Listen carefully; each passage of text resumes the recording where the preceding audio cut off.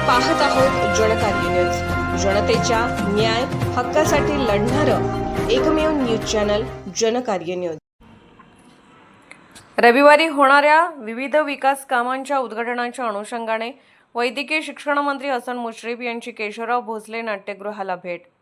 संगीत सूर्य केशवराव भोसले नाट्यगृहाला ऑगस्ट 2024 रोजी दुर्दैवाने आग लागली आणि ती आगीच्या भक्ष्यस्थानी पडले। संपूर्ण कला जगताच्या आणि जिल्हावासियांच्या हृदयाला चटका लावणारी ही घटना होती।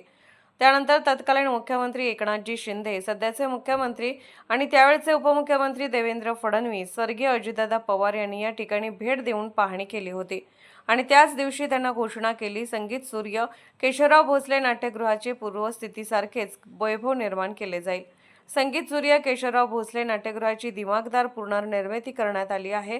याचे उद्घाटन रविवार दिनांक 9 ऑगस्ट रोजी मुख्यमंत्री देवेंद्र फडणवीस, उपमुख्यमंत्री एकनाथ शिंदे, उपमुख्यमंत्री सुनेत्रा अजित पवार यांच्यासह मान्यवर मंत्री महोदय, लोकप्रतिनिधी यांच्या उपस्थितीत होणार आहे।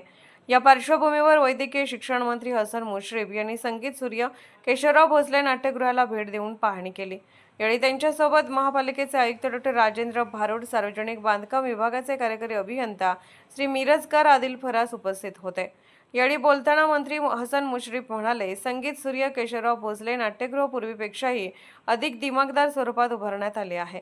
रंगकर्मींच्या अपेक्षा पूर्ण करण्याचा प्रयत्न कोल्हापूर महानगरपालिका आणि शासनाने संयुक्तपणे केला आहे।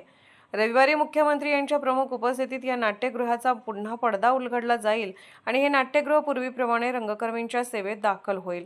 ते पुढे म्हणाले की नाट्यगृहाच्या उद्घाटनानंतर प्रायव्हेट हायस्कूल मैदानावर कोल्हापूर महानगरपालिकेच्या विविध विकास कामांचे लोकार्पण आणि जाहीर सभा होणार आहे। तसेच कागल येथे हिंदूराव घाडगे विद्यालयाच्या शताब्दी वर्षानिमित्त करण्यात आलेल्या जीर्णोद्धार कामाचे उद्घाटन आणि राजर्षी छत्रपती शाहू महाराज यांच्या भव्य पुतळ्याचे लोकार्पणही याच दिवशी होणार आहे।